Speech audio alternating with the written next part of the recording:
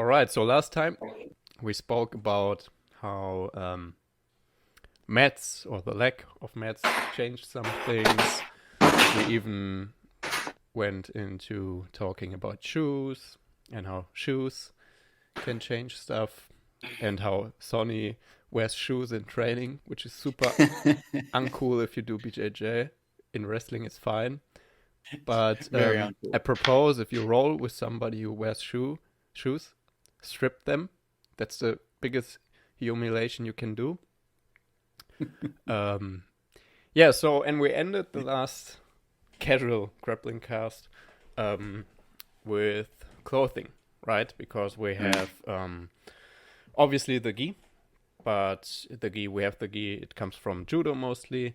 We wear it in BJJ, and I don't want to go into this whole discussion about gi or no gi. That's a different topic.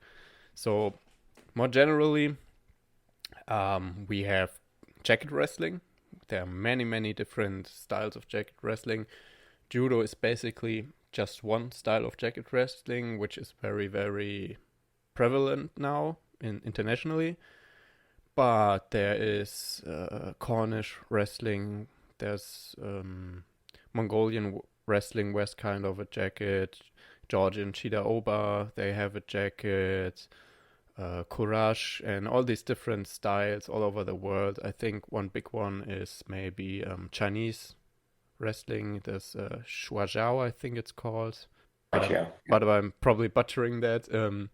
So basically, there's a lot of different grappling styles with a jacket. They all look kind of similar, at least the wrestling portion of it. It looks a lot like judo. More stuff like shoulder throws, seoinage, uchimadas, lots of foot sweeps. This stuff we basically see everywhere, not just in judo. Sambo, of course, is a big one too. Um, so in jiu-jitsu, we obviously have the gi, which changes a lot of things. But let's maybe talk about what I proposed last time, the different look of a gi, right? Because the judo gi is a little bit different than the jiu-jitsu gi, and the sambo gi is again different, and all these different styles have different gis. So, yeah, for example, I start with sleeve grips. I think sleeve grips, for example, are very, very cool and realistic even. I think if you are on the streets and you wear anything that is long sleeved, you can get a sleeve grip. And even Rama pointed out it's actually way easier to get or to grip and harder to strip because the fabric of the clothing. Um, yeah, but let's talk about lapels. Is that really that realistic? I mean, clothing is realistic, right? People wear clothes, but is this baggy kind of bathing jacket? Is lapel is that's or the belt? Shouldn't we change these things theoretically at least to make stuff more realistic? Well, I think, in a good winter jacket, you do have a good chunky lapel that you can grab onto, but maybe in the summertime, bit more of a bit more of a sport coat lapel might be might be suitable. So maybe, a changing of the seasons could be one way of looking at it. But I think, for sure, winter jackets, lapels is still some applicable, Yeah, you but know, this, wouldn't you? Let's say you are in winter and you wear a winter Mhm. coat. Wouldn't you close the coat with the zipper so there's no lapel? Because if it's cold, you don't have it open, right? Mm, I just undo the zip. That's what we'd be training. We'd be training. Yeah, I'm It's like zip. undressing someone halfly so you can use lapel techniques. It'd be one. It's like, pulling the lapel out of the belt so you can start playing worm guard. That's Yeah. you got to quickly So unzip the winter so coat so you can open up the we lapel. really have to practice the so-called zip grip then, how to get a grip of the zipper really fast. Maybe, maybe I'm not ruling it out. Sure, I actually think you'd fuck up your hand on the zipper pretty bad if True. you grabbed it the wrong way. I mean, the other thing is instead of having a horizontal grip because you grab the opening of the neck instead of the actual lapel Hmm. grip on someone, I mean, you still get a really good pull, and I guess you get a lot more leverage too because you'd have it higher on the person's body. Yeah. I think the high collar grip is something that is very applicable in every jacket wrestling style or self defense, right? Because everything you wear has a collar. So that the really deep and high collar grip, I think, is something really important and good. But yeah, that this deep lapel hanging out of the belt we see a lot in jiu-jitsu or judo. I don't know. I feel like that's some crazy stuff, and we could, if we would just wear a different jacket in jiu-jitsu. Let's say we don't have a belt and it's not opened, right? It's closed, like a sweatshirt or something or a t-shirt, so it's just closed. I think Hmm. that would change a lot for people who are really reliant on these lapel grips. And I think that's kind of stupid if your style is in a way really, really, really, really focused on what the person is wearing. I feel like. Or do you think Yeah. it's cool? Well, I kind of think then it's kind of broaching on the topic of the sport jujitsu becoming so specialist, where all those lapel guards and game have just come about really in that sporting aspect of it, and so that's certainly moving away from any kind of realistic self defense situation because yeah, obviously if you're just worm guard extraordinaire, some of those super refined skill sets that you've developed are going to be less applicable or unusable if people don't Mm-hmm. have that nice shiny lapel hanging out. And this is not so dissimilar from what judo gis used to be. Um, so, like 100 years ago, maybe 120 years ago, judo gis were quite short. Yeah, yeah, And then they made the sleeves longer and they made the pants longer to allow for bigger throws and for more grips. yeah. And that's actually why in the Nagano kata or in kata in judo we have katas too, right? In like in karate, but it's not that important comparatively. You're not allowed to grip below the elbow because kata, the whole point is to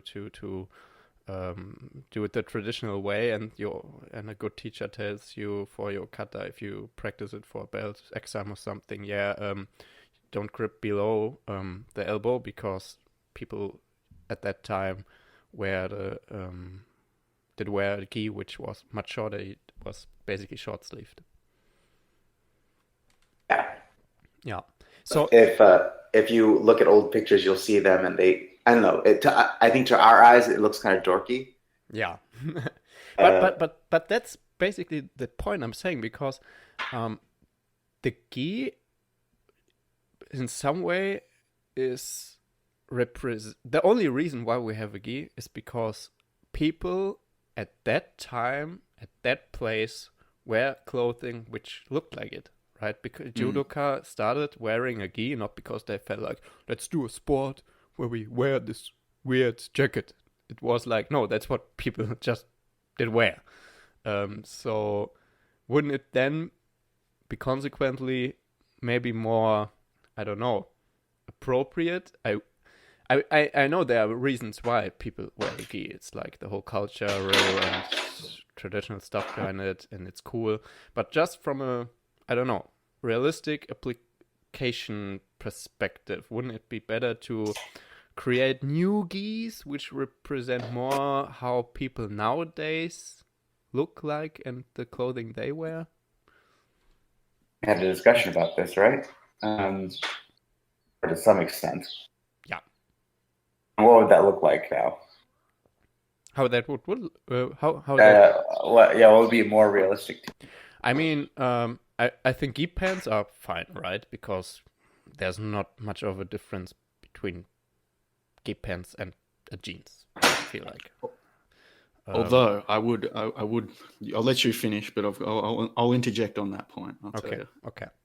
So gi pants are fine, and yeah, you could do maybe shorter, the lapels much shorter, so the gi ends at your hip line, kind of, or you could even get rid of the lapel by clothing the opening in the front and making it more like a sweater, but that's optional because people wear jackets, right? Like leather jackets, they are open.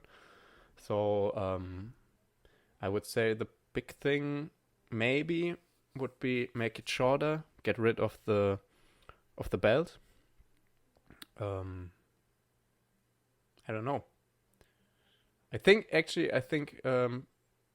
for stand up it wouldn't change much at all, if maybe nothing.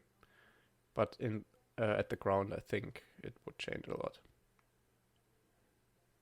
Sonny, you For wanted sure. to say something? Well, I was going to say, like, obviously now it was, these were originally designed from that moment in time, what people are wearing. And we're putting it through the lens now of our moment in time of what people were wearing. But let's say, let's go to the jeans or the gi pants or just, shorts or slacks in general. And while now there's not much difference, what about, these things are going to change over time. So even if we go back to the 70s when they had bell-bottom jeans, those the length of those jeans at the end, they were very different. So it still they could come back, Andy, and then when they do, it's not going to be representative of the style of the times anymore. So we have to, be cautious about the ever-changing nature of fashion and how we or we should have many different gis. One summer gi, one winter gi, one slim fit gi, one skinny gi. I can, a 90s style gi that's made out of flannelette, I think would also be a good option. Yeah. But what you're saying is, I like the idea of just, keep updating to keep it somewhat more applicable to what the original intention was, right? Yeah. And I know it's not gonna happen, right? But it's just a thought experiment. People will wear the gi, but I just felt like because in judo, for example, they made drastic changes on the gi in the last 10, 20, 50 years even. So the gi started being very, very baggy and light. So it was a light fabric. And then it became slimmer and slimmer, and especially the fabric got thicker and harder and harder. So when I was competing a lot, the gis were basically an armor, right? It's like they were super hard to grip because you couldn't get really, you couldn't make wrinkles to grip or something. They were just like a very stiff, almost like a leathery armor, and if your fingers were always fucked up after every randori because the gi was basically so hard. And then they started saying, yeah, that's a bit crazy, we will make changes. And then the IGF, the governing international body of judo, started introducing more and more regulations about the gi. So first they started making the gi wider again. So you had, your sleeves had to have a certain diameter, and there must be still some slack under your armpits and stuff like that. So they introduced some regulations, and then they said the fabric has to be of a certain weight, so it cannot be too heavy and too thick. And nowadays, from my perspective, we have in judo, at least, we have these really ugly, baggy gis who look like, I don't know, what a wizard would wear. You just have to add this pointy hat. And I don't like them. I think in the past it was a bit crazy, but that's also a bit stupid looking. I like jujutsu gis way more. That's why I mostly wear jujutsu gis even in judo. Yeah, but the point I'm trying to make, it changed a lot. The grips nowadays, we see a lot more sleeve grips in judo, a lot more Sode Tsurikomi Goshi, where you just take both sleeves and throw from there. And all of that is because, the fabric of the gi and the width of the gi actually changes judo. And I thought, like, we don't have to get that much deeper into it, but just something people maybe should keep in mind, that maybe, I don't know, from time to time, practice, if you can, with a short sleeve gi or with short pants, or I don't know, just to get a different look, get a feel, because I always felt that's the whole point of School of Grappling, that if you want to be a grappler, you shouldn't be too reliant on any rule set, clothing, or anything. You should just learn how to grapple and adapt, basically. So let's say short, we do cutoffs. We take gi pants and make shorts. That would change stuff, right? I like it. I like it. I'm picturing like Ken and Ryu with the cutoff. Yeah. Yeah. The cutoff gi sleeves. I think. Yeah, can we talk about Ryu and his inability to cut like clean lines on his gi? He always had like the ripped sleeves. Come on, guy, get some scissors. But I'd work with that. I think that could be a good look. It also makes me think about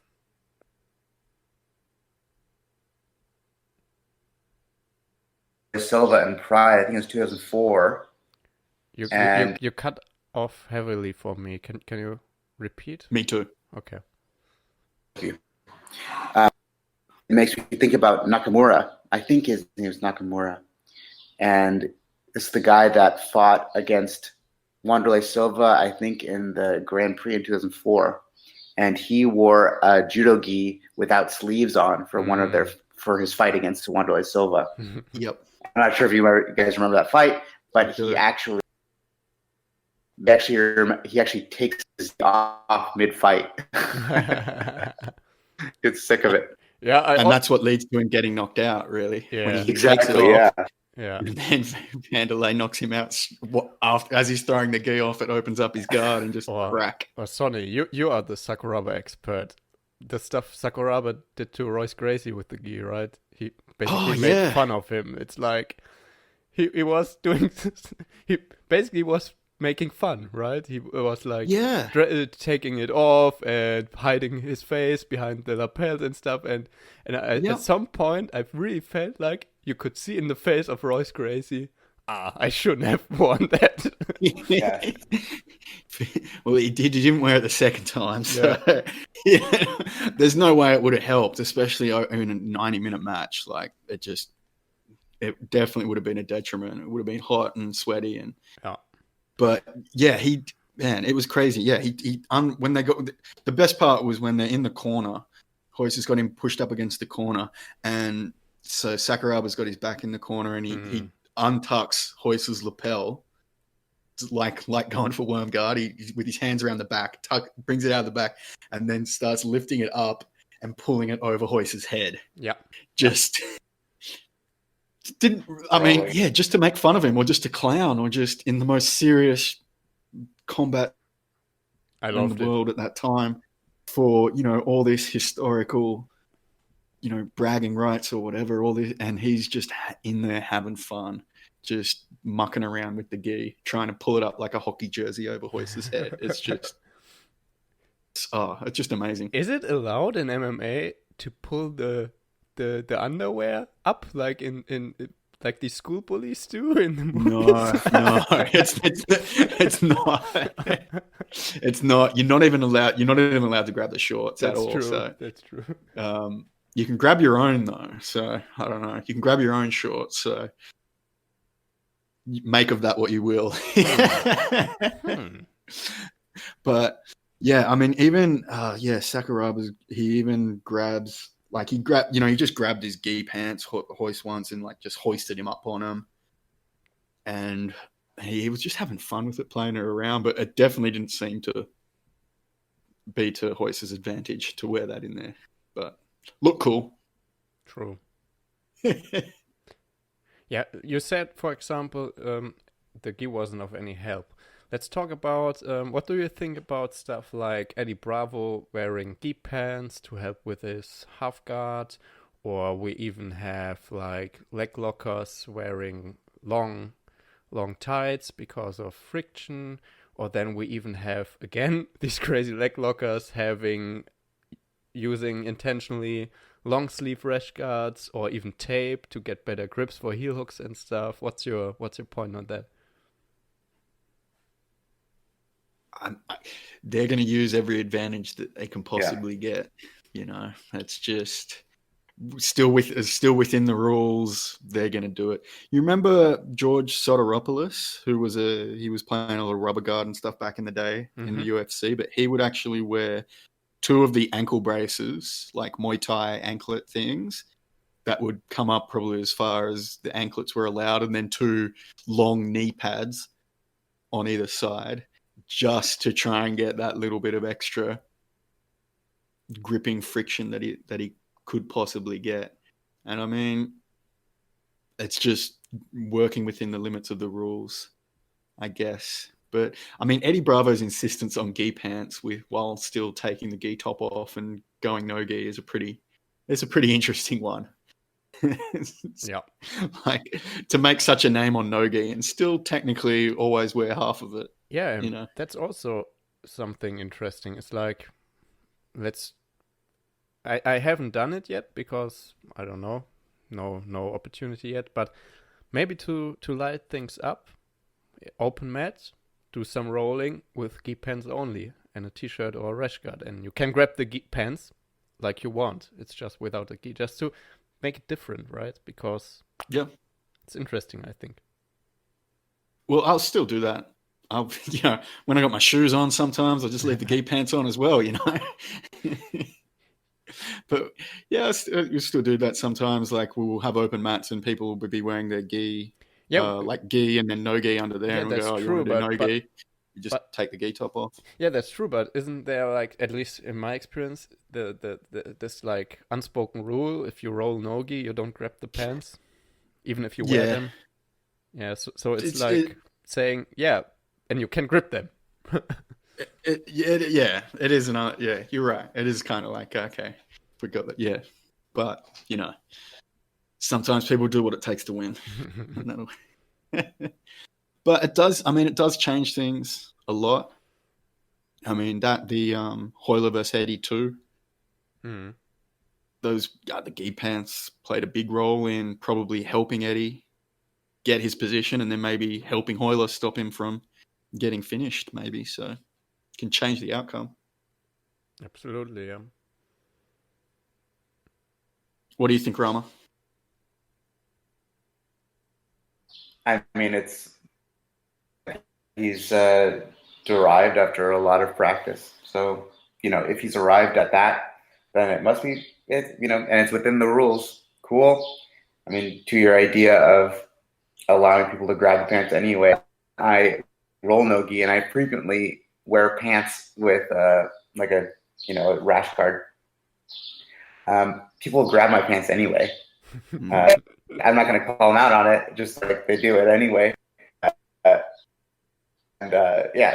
it does add like an extra bit of a challenge because I'm not going to be the guy that cheats. But it's I think it could be very interesting, like especially since I feel like at least I have a bit of an advantage, a surface area I can put on somebody with the gi pants. Did you see in the Craig Jones versus can't believe I'm skipping Wagner Rocha match where Craig accused Wagner of greasing and he goes, no, he just shaved my legs. No, I didn't see that. I knew He that he shaved was his legs? complaining, but I didn't know that Wagner was shaving his legs. Shaved his legs. Make it extra slippery. So every little bit. I mean, the thing is that. I mean, are they doing are they testing for grease before they must be testing for grease before they get on there, right? Like any oils or liniments. For sure. I mean, they So, should be. If they really do, that's because I feel like jiu-jitsu competition is still not that professional, to be honest. Yeah. And maybe less with the social distancing going on, I didn't see. Yeah. Normally they are, but with the lack of prep point. Yeah. Yeah. But the ref did touch his legs and said it. What did he say? He goes, it dried on my hand, which means there's no grease or something. Yeah. There's no oils or something. So. Yeah. Shaving your legs then. Yeah. And I think that's also maybe just to get into another topic. Rash guards also change a lot. If people are sweating and they are basically just wearing shorts like in MMA, that's a lot different to people wearing long rash guards, long tights. It's different. It's a lot different. What do you guys have a preference for short or long sleeve? I wear a short sleeve rash guard just to show off my guns. No, I don't know. I don't like long. I feel like the long sleeves always kind of roll up a bit, right? I don't like that. I don't know. It's just feel. I don't like the feel of long sleeved rash guard, so I wear short sleeve. But I wear long spats because I don't want to shave my hair on my legs, but at the same time, I don't want to stick my sweaty hair into people's faces. Yeah, I mean, it's just part of the grappling life. Just diet other people's leg hair salad. This is a good segue because did you guys know what American wrestlers used to wear in the 1930s, 40s? No. You mean these Pampers?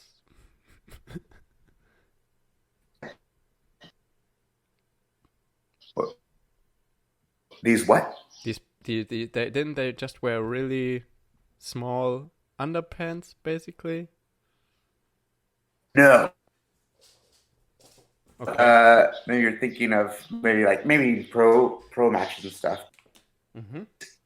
In collegiate wrestling, they were wearing wool stockings.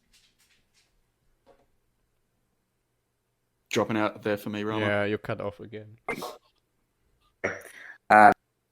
In collegiate wrestling, at least, they were wearing stockings. I didn't get it again. No way. Yeah. Shit, really? Sorry. Yeah. On here. I said in wrestling, at least, they were wearing wool stockings. Okay. Mm-hmm. Tights made out of wool. Mm-hmm. There was always so you'd always get a pretty good grip on the legs if you were shooting. Uh-huh. Yeah. Okay. Yeah, you're right. Yeah, now I remember. Yeah, the pictures. Yeah, and then they'd usually wear these shorts over it. So I mean, a very common complaint amongst wrestlers was how itchy you would get once you started sweating, and that they could not wait to after the match get everything off. Yeah, which was quite a process too because their shoes were laced up higher than ours are now, and so it was more like a process. Yeah, and especially sweating again makes also if you don't wear long sleeved rash guards or spats also makes a huge difference, because it actually can change the tactics of a fight, right? We all know in an MMA fight, if you're still dry, there's a lot of stuff you can do better or even worse than if you are totally sweating. And yeah, just for example, for me, wrist grips, wrist ties. If you're dry and I have really good grip, I have strong grip strength. If you're dry, I can hold your hand, and I'm pretty confident I can hold it for a bit to set up my attacks. But if people are really sweaty, it's super hard to get a good wrist grip, because people can kind of just slip out. And the same with leg locks, the same with a lot of stuff. It just gets much harder to control people when they are sweaty. Yeah, and there's always a couple of people you're rolling with who are just they sweat a bit more, god damn it. Yeah. And it's not much Very fun. true. Yeah. I won't name Yeah, I names. was thinking about that.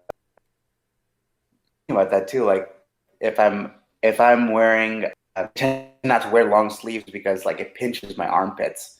I don't know, like the sleeves. I tend not to like them. So I tend to wear short sleeves, and when things are getting really slow, myself turning a lot more into like riding the hips, and I tend to use like spiral rides and or hand to hips and lower body than I would otherwise. Mm-hmm. That's interesting. You're cutting out there a bit for me as well, Rama. Guys, should I switch to my other computer? Maybe it's a better connection. Yeah, let's try. Just give me a moment here. I'm gonna pause the So recording here. okay. Okay. That's funny. Are you back? You back, Rama? I am. Yeah. Crystal clear sounding Crystal as well. clear. Okay. So keep going. Let's go. What You was recording, I? Andy? Yeah, I was still recording. I just noted where to cut out. Ah, gotcha. Okay. I think what I was saying before my computer was being stubborn was that in cases where I have a short sleeve, I tend to notice that I'm going for attachments on the lower body more than the upper body, because it can get too slippery, and the lower body, and like especially the hip pits, like I notice I'm attaching myself with thigh pries and stuff. Mm-hmm. So you mean you're not going as much for, I don't know, half Nelsons, quarter Nelsons, headlocks and stuff? Oh yeah, I mean, or like claw grips up there, but I would not like wrist rides, stuff like that. Just like it's not nearly as effective in this situation. Interesting. Huh. Okay. Yeah, well, I alternate between short sleeve and long sleeve just on. I get sometimes the weather. If it is a bit hotter, I will go short sleeve. And sometimes, but the long sleeve, I'm thinking, maybe especially now with, hygiene concerns being even more important, I'll probably rock the long sleeve a little bit more when schools do open up again. Yeah. But we'll see. How are you guys going to open, by the way? Our gym opens up tomorrow, or technically on yesterday they did, and it's looking like they're doing it state by state. In my state, it's looking like we'll have 2 weeks of socially distanced gym work, which is going to be like bag work classes type stuff. But then July 1st, it looks like we're back to full rolling. So happy days. Yeah, for me it's theoretically tomorrow, but to be honest, I have to check with the other coaches because we actually wanted to kind of figure a little hygiene concept out first, right? Yeah, because we want to open up, obviously, because everybody wants to roll again, but we also want to do it smart. Yeah. So for us, these first 2 weeks are pretty tricky in that it's like no more than 10 a class. Tomorrow it's like, 10 a class. Everyone has to have their own little space section. Everyone has to come in and stand 1.5 meters apart from everyone. Temperature check coming in. Come in, go to your own little spot on the mat that's been marked out. Do the class. Then they got to wipe it down with antibacterial stuff. They all leave one by one. Then we wipe down the whole lot of mats, and then next class. So I'll be happy when I'm glad that it's only looking like 2 weeks of that. When do you go back training, Rama? Well, they started non-contact classes at one of the gyms I usually attend, and I'll wait for the contact classes to go. So your state didn't open up yet? No. I think Berlin will be the very, very last. Because where I live, we opened up already.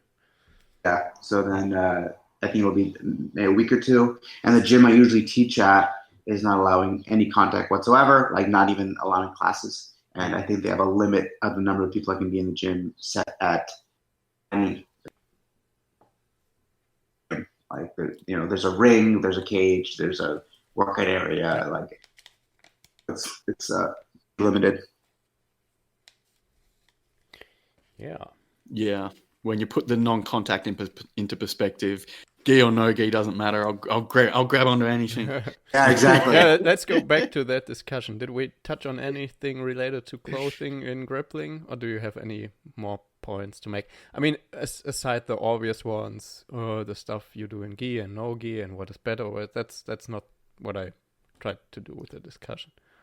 I want to see some kind of sketch. I want an artist's impression of what you've got in your head, Andy.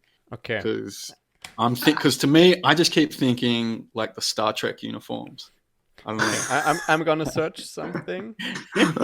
You keep on talking because I'm gonna search it right. I think it might make sense to kind of go backwards and say, how can we categorize what exists within grappling styles? What do you mean exactly? You can say belt wrestling, right? That's a very common one. Yeah. Belt wrestling. Sure. Okay. The idea of jacket wrestling. And then there's, I guess, I don't know what you call it, bare-chested or bare wrestling. No gi, basically. Yeah. I mean, but like these bare-chested styles have existed for a long time.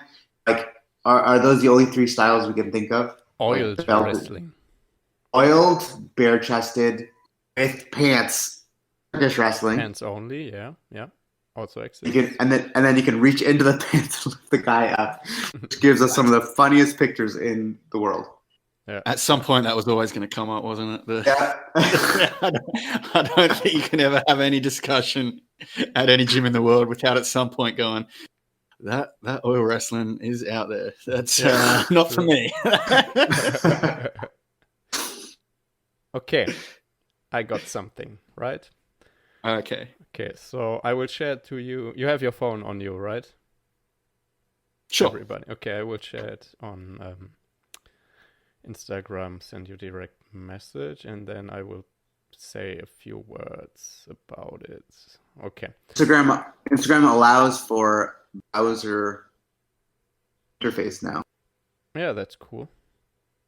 Okay, so basically, there's a thing called historical European martial arts, right? So it's it's people who study and research how people fought, especially knights and stuff, in medieval and Renaissance times in Europe. And that's something I actually find very interesting because the first person who everybody who follows me knows I'm a big fan of is Steve Morris, and he draws a lot from historical European martial arts because his reasoning is these times, especially in Europe, especially the Renaissance, were basically the most violent time in history. So if anybody had experience with man-to-man conflict with weapons or without weapons, these were the people who did it. So the crime rate was at an all-time high at these times. War was at an all-time high, so people had a lot of experience about stuff that actually works in a life and death situation.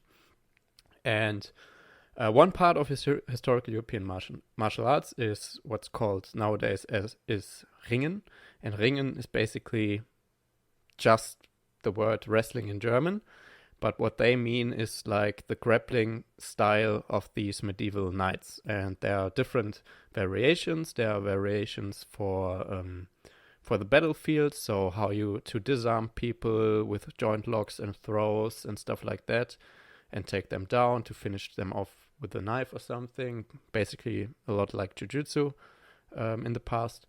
But there's also like what they call geselliges ring, which is like sports wrestling for the knightly class, basically. And it's not that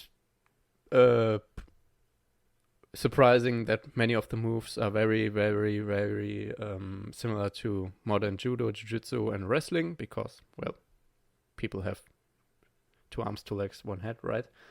But the point I'm trying to make is the clothing people who practice HEMA wear, I just sent to you guys, and I will link it. Maybe I will insert a picture in the YouTube video.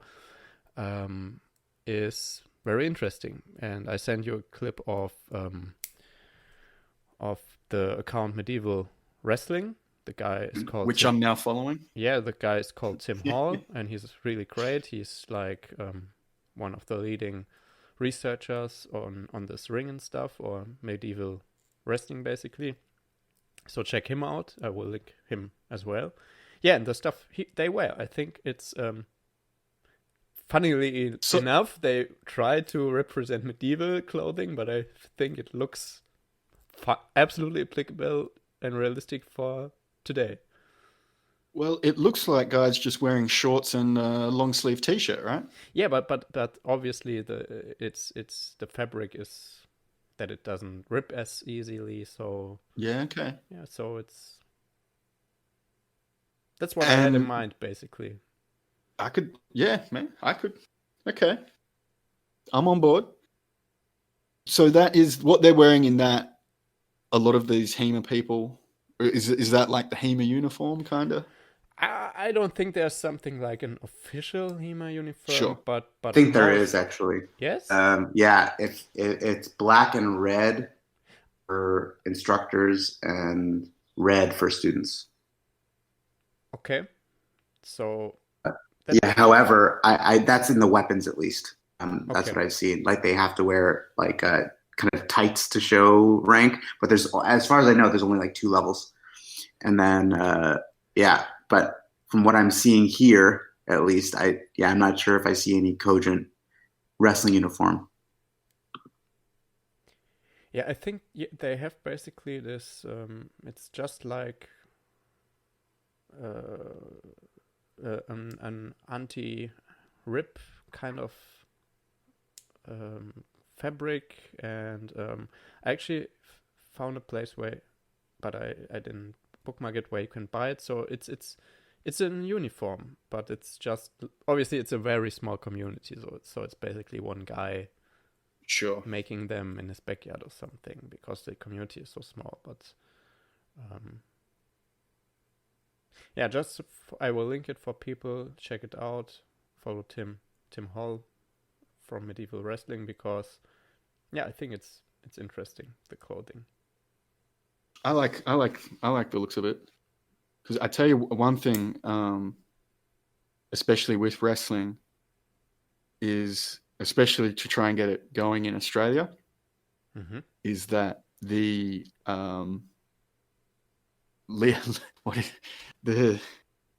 singlet is not going to work. Yes, it's not going to. It's not going to work. It doesn't work anywhere. Yeah. It's just, it hardly works in the US, honestly. Like, it's, and you see like recently the NCAA has started to allow for shorts and a tight top, and yeah, so like it's changing in the US too. Like they're moving away from it. Yeah, and I feel like which is spot on. I listened to a podcast. I think it was Lachlan Giles and Livia Giles on Keenan's and Hinger's podcast, and they all basically agreed on the fact that for spectators at least, wrestling is just way more exciting than jiu-jitsu from a spectator perspective, but the singlet is just a turn off for so many people. And if wrestlers would realize that they could grow so much if they would just wear basically the same stuff people are wearing in Nogi, and I think that's spot on. I think like if you could make if you get rid of the singlet, I think it would help wrestling grow a lot. Yeah, 100%. I look at it here as like it's a sport killer. There's no way that wrestling will ever take off in Australia while you have to wear the singlet. For sure. People would be like, I can play rugby, or I can like look at what those people are doing over there in the singlet. No thanks. Yep. I've got like, you're competing with the other sports, to try and actually get people to do it. And the singlet, you're going to get made fun of by people. Yep. And at a young age, that's enough to turn anyone off, Yep. Interesting. So like have people said this outright? They said, I would wrestle, but then the singlet. I've heard that. I've heard that a lot of times, yeah. I mean, it's different, I'm sure, where there's a place where the culture's really well established, and hey, at least you're doing it in a large group of people that aren't gonna pay you out for it. Let's be honest. If you watch college wrestling practice, if you watch Russians practice, most of the times wear t-shirts and shorts. Yeah. So they don't even are fully on board. Or as soon as they finish the match, they roll the singlet off and put a shirt on. Yeah. Like straight away. Yeah. And I know there are some people who really stay strongly behind it for cultural reasons, and I get that, and it's fine. Yep. But I think if the end goal is grow wrestling, I say it's a no-brainer. Get rid of the singlet. Yeah, I agree with you now. You changed my mind. I'm thinking back at like when you're recruiting for middle school. Yeah, these are 7th and 8th graders, and you'll a lunch or two out in the cafeteria, and you'll say, "Hey, why don't you sign up for the wrestling team?" It's it's like what, $50 for 2 months, and just let me know if you have any financial issues, and we can figure it out. And then the number one thing is like, but I have to wear these singlets. So I thought I understood like they're 12 and they're 13, so it makes sense that they'd be self-conscious about it, but perhaps that phobia kind of grows with you. Yep. And on the other side of the coin is that's exactly why I think the gi will not go away, because that's the opposite. I feel like many people feel like it's really cool wearing that gi. They see it in the movies. They have like great martial artists in mind who wear it, and then the idea of wearing a black belt around it, there's something for many people really mysticizing and romanticizing. It's a romanticizing thing for them, and not many, but many people find that really, really cool, like the gi and stuff. Yeah, I think you're spot on. Interesting point. Yeah, because like that's the thing I just showed you from historical European martial arts. I mean, it's functional, but I can see how people find it way cooler to wear cool-looking scramble gi and a black belt, right? I get it. I mean, these guys look like dads at a barbecue. Yeah. Yeah, because it is what it is. People do also stuff because they think it's cool looking or not. That gets people through the door. Yep. And, I'm also yeah. looking at like some of their, like their Lingen and Lingenkunst and stuff like that. I mean, it looks like, it looks like they're doing like their rules are different too. Like they have a push-out rule, and interesting. Yep. Yeah, at some point I absolutely want to do a podcast with Tim Hall, because I think it's a really interesting topic to explore. And the thing is, I feel, to be honest, I don't want to be disrespectful or anything, but if you look at most HEMA stuff, you see these people aren't athletes. So that's a fact. They don't move well. Not all of them, but many. And those who move well usually have a background in another grappling style or martial art. And that's basically about. But that's also because there's not a huge following behind it. There's not a big competition, because I feel like they do their best to study this stuff, and people look at it then maybe and say, look at these guys, and that they aren't as athletic. But if you really, and I studied many of the manuscripts myself, I read them and I looked at the pictures, and if you know grappling, if you know judo and wrestling, you can absolutely see and understand what they meant, and that it's absolutely legit. The thing is, many people who study it now don't have that wrestling or judo background, and I think they really read it and try to make it work in a really traditional martial artsy way of drilling and kata, and then people maybe look at it and say, that's bullshit, but really it's not. If you know wrestling, if you know judo, and you read what these masters of these times wrote, you can understand what they wrote, and it's good stuff.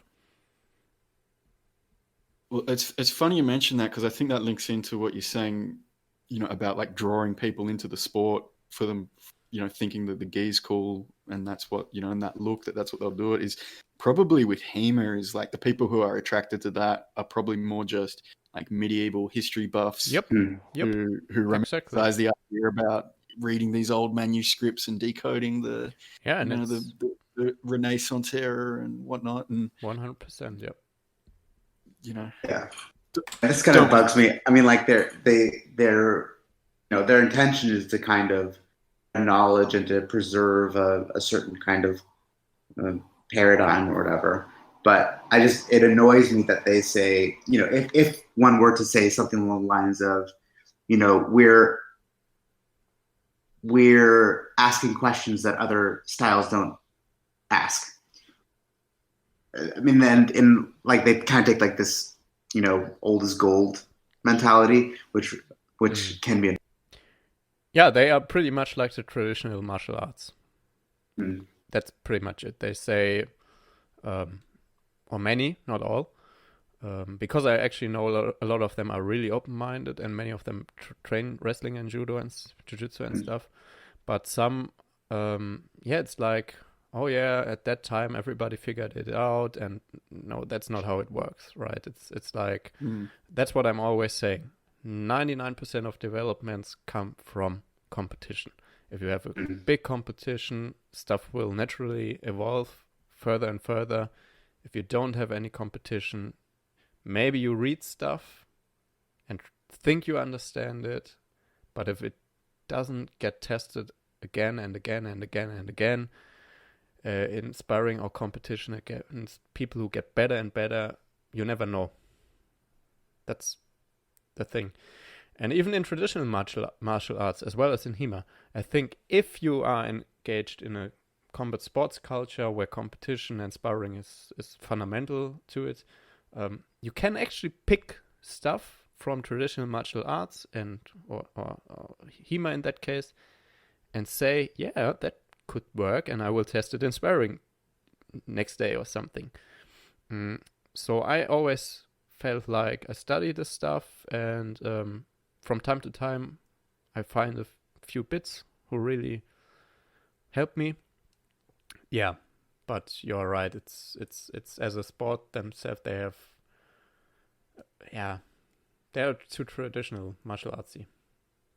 Yeah. I mean, I have to say, like, the weapon stuff they do, though, is pretty cool. That's awesome. And also, Yeah. that's really high level stuff.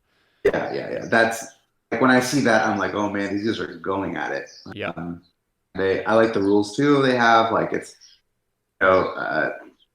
you know, you guys know this. I'm like really much into. I'm really into like looking at competition rules and like how Yep. kind of forces player interaction. And in this case, they have which essentially like these in the long sword competitions, you can't just hit somebody and then be done with it. You hit somebody and then they still get one whack at you. Mm-hmm. As it's like, all right, with my dying wish, I wish you were dead. Yeah. And they're kind of like, all right, I got hit. Yeah. I still get one go, and you have to protect yourself for that one stroke. Yeah, and that's what it is, because they actually in sword fighting or weapon fighting, they make a difference between lethal blows and stopping blows, because you can kill somebody with a blow by, I don't know, injuring his organs, but maybe he still fights on for 5 minutes and kills you in the process. So you kill him, but not right away, so he kills you too. And then there are strokes maybe who kill or don't, but they immediately stop your opponent because he's just too injured to keep on fighting. And that's also something I found really interesting, because just you injured something lethally doesn't mean he doesn't keep on fighting for as long as he still lives. That's one thing that I did not like about Kendo, for example. Kendo, it's like touch wins. Yeah. Highly limits it too, because like you're just kind of racing to each other's heads. Yeah, same with point fighting, right? Yeah. Like in karate and stuff, like if you land a punch and the guy lands a punch like a millisecond after you, is it a draw or do you win?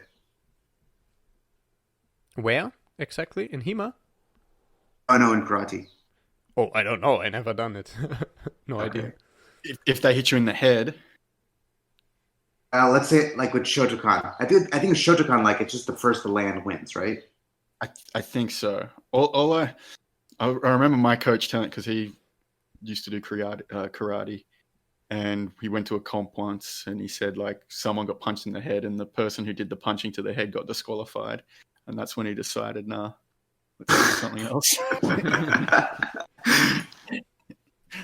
Yeah. Okay.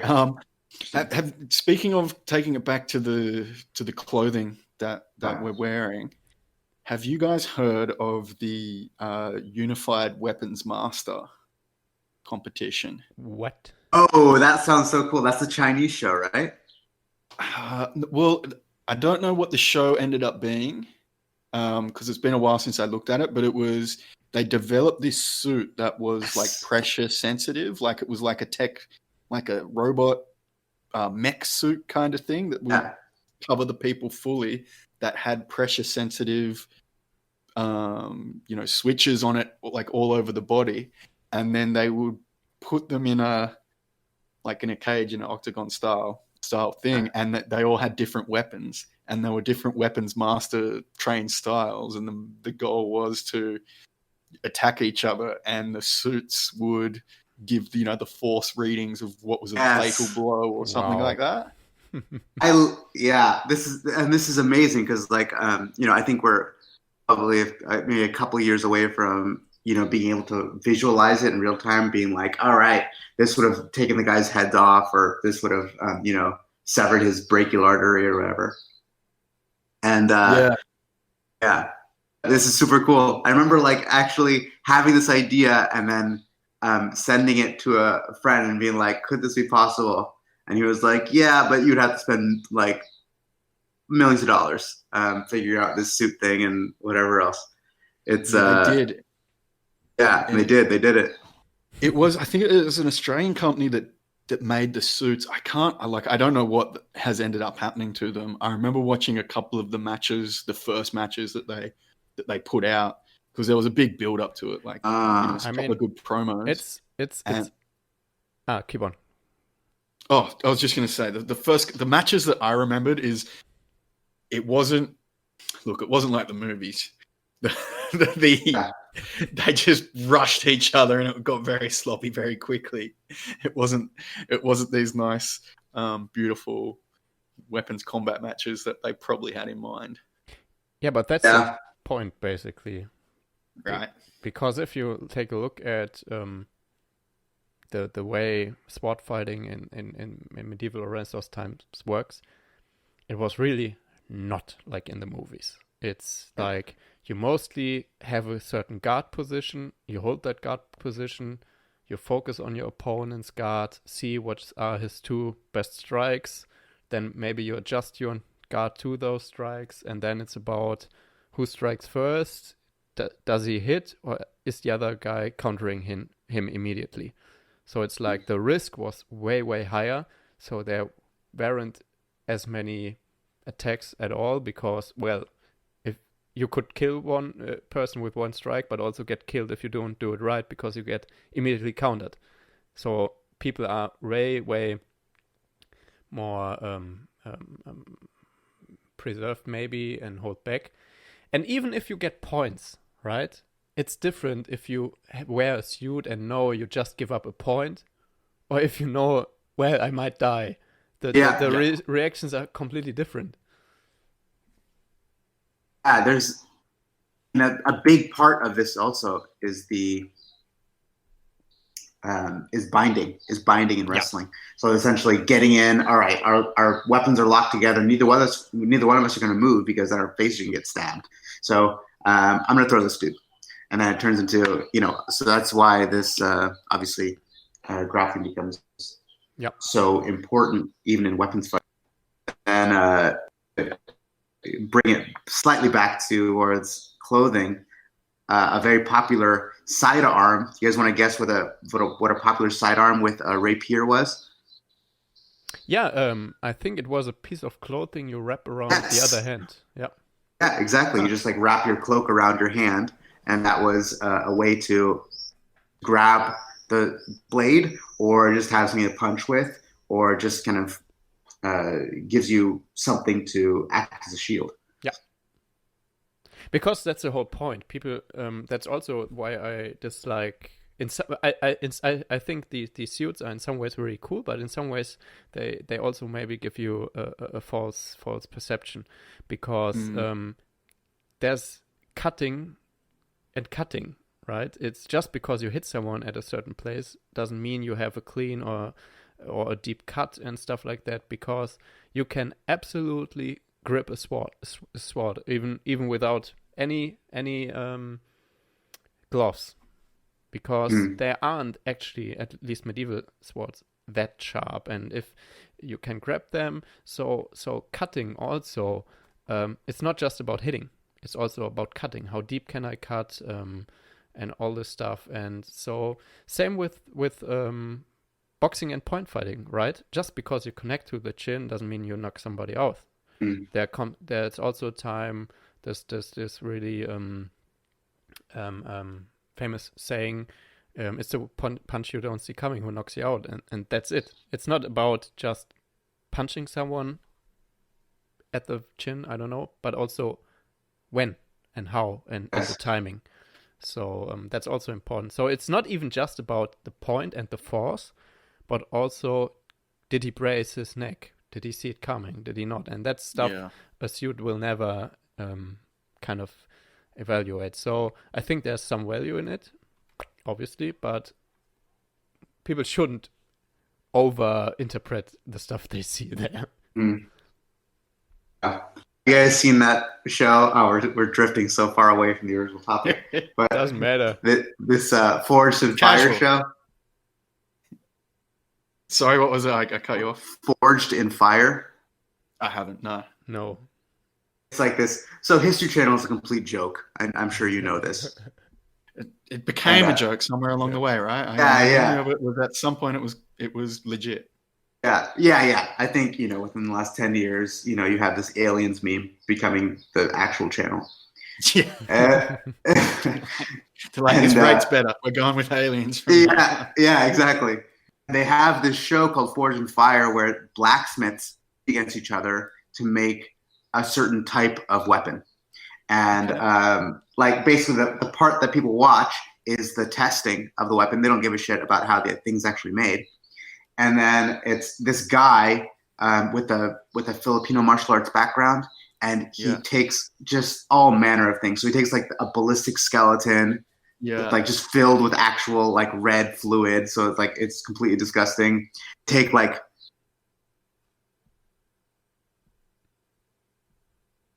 test cuts. Oh, can you hear me? Yeah, I can hear. I think you came back in. Yeah. So did you hear the part about the ballistic skeleton? Yeah, you That's said. where there it cut off. Oh, ballistic skeleton filled with red fluid, totally gross. They also will have pieces of meat, and pretty often they'll have entire dead animals like pigs or goats, and then they're trying to chop through them or pierce all the way through them, and it's definitely a spectacle. But it kind of tells you the practicality of these weapons. Like, you know, they're not doing like ridiculous like Final Fantasy VII weapons. They're doing stuff that people actually use, and it just tells you, it gives you like a very practical understanding of how these weapons were used. Yeah, I'm not gonna lie. I may have looked up sword cutting demonstrations on YouTube before. I watch them all the time. Yeah, it's really cool. It's oddly satisfying. It is. It is. Been this is also very nerdy of me, but like I'm really into like Hellenistic history and like Hellenistic warfare. I don't really know much about, you know, other aspects of warfare, but like Hellenistic warfare, I'm like really nerdy into, and then a lot of it is kind of how were these weapons used, and you know, why was the Roman Tulum so effective, for example. Yeah. So like that's it's really fascinating. Maybe to, I think we will finish off, but one thing I want to point out maybe is from my experience, if weapons were used a lot in a certain society, we actually see an increase in grappling in their respective martial art, versus where we see not a lot of use of weapons, especially by civilians. We actually see more striking, right? So that's true for Okinawa. These were mostly farmers and stuff. They weren't allowed to carry weapons, so that's mostly karate. Same in with Kung Fu and the Chinese people. Same with Muay Thai, I think. I'm not quite sure. But if we take a look at samurai, they did jiu-jitsu, mostly grappling, because swords. So it's good if you can throw somebody. It's good if you can bind him, throw him. And we see exactly the same thing in medieval European martial arts. Lots of grappling, because grappling seems to work better against weapon than striking, obviously. And I think that's also a no-brainer, because, well, if somebody has a knife, I don't try to punch him, but to grab his knife hand, basically, right? Yeah, so maybe we can finish off this podcast by maybe finishing clothing, and I will give you some fashion advice on the mats. Fashion advice, yes, I like it. Please do not wear spats without shorts on top. I look like a supporter baby of in a that. onesie.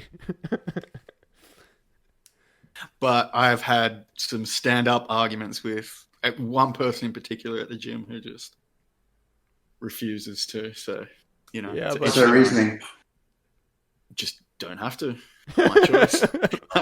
Yeah, but it looks stupid, man. It doesn't matter to this person. Yeah, okay. If it's just about like the aesthetic of looking stupid, then it's, you know, it's its own thing. He's like, why do I need shorts on? I've got spats on. I don't need shorts. I don't need shorts. What if someone's wearing like those Valetudo shorts? That's fine. That's fine. That's fine. Yeah. I mean, I roll my eyes a little, like, you know. Yeah, but the Valetudo shorts, you at least look like, I don't know. Okay, it depends. Let's say, okay, let's see. If you look like young Wanderlei Silva, you can wear Valetudo shorts. if you look like my dad, don't wear Valetudo shorts. So if Have you're you seen? if you're a I've buff, seen- muscular dude, you can get away with it. It's fine. If you have a dad bod, don't fucking wear Valetudo shorts. I'll tell that to Carlson Gracie, right? Yeah.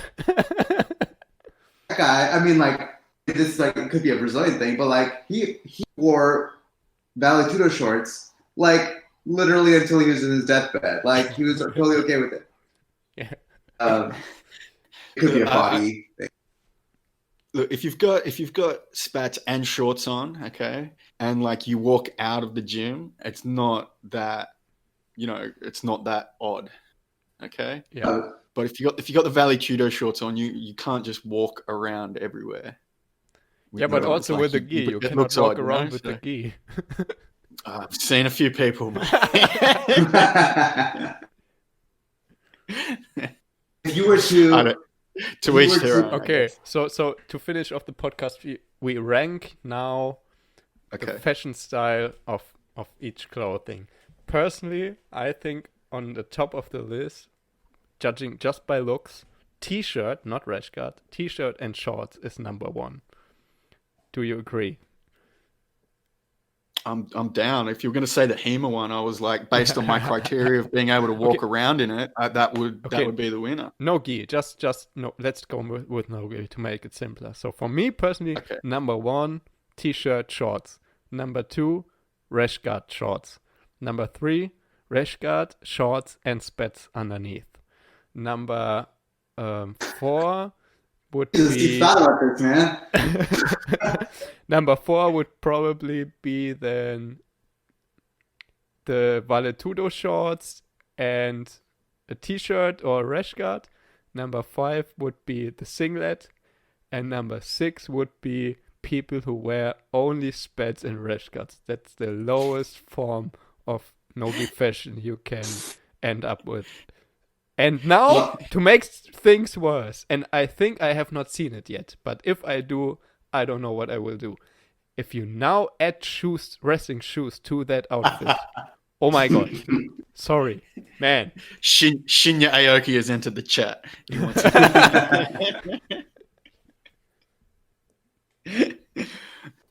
Yeah, I'm okay. I'm with you. Yeah. Yeah, I more or less agree with you. I'm just something that we did not get to that we should have got to was the sumo mawashi, which I think is sumo? like the sumo, the mawashi, the belt Yeah. / diaper thing. Yep, I I think know what that's you're talking about. yeah. I mean, it's like so fascinating, like the kind of grips you can get, and they have like a belt drag from the back that they can hit because it goes up your butt. Yep. But that'd be really hard to hit in judo or. Yeah, jiu-jitsu. let's do. We can do. It doesn't have to be the next cast, but some way we can do a whole cast starting off with sumo because I think sumo is very interesting. Yeah, Yeah, let's I'm- do. I'm no sumo expert, so like, if you guys have a lot to say about it, that'd be. I'm no Yeah. expert, but one of these years I'm going into the Australian national sumo competition. I'll tell you. Hell yeah!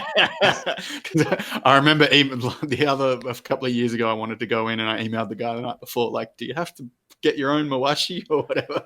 So Or do you- like, no, we reuse them. that was it. They're like, no, we'll provide one. I'm like, oh, great. Oh, great. I didn't turn up that day. So I don't know. Make of that what you will. so I don't know if you like I said, doesn't have to be the next one, but if we do a sumo cast, we could try, or I could try to get a sumo practitioner in, Oh yeah. because I That's know awesome. a few actually, not personally, but I chat with some from time to time. Please. I saw the U.S. Open, not live, but I saw it, the recorded version, obviously, and it was really, really interesting because they had weight classes and then they have an absolute at the end, Mm. and it wasn't necessarily the heavyweight that won. I noticed also there was a lot of influence from non-sumo aspects of grappling. That I saw, like a lot of single legs, a lot of, Yes. especially in letter. And it seemed, it was really cool to watch. Yeah, let's do Yeah. a sumo cast for sure. Let's do it. All right. So Guys, it's been great. Let's finish off. Cool, Right. fellas.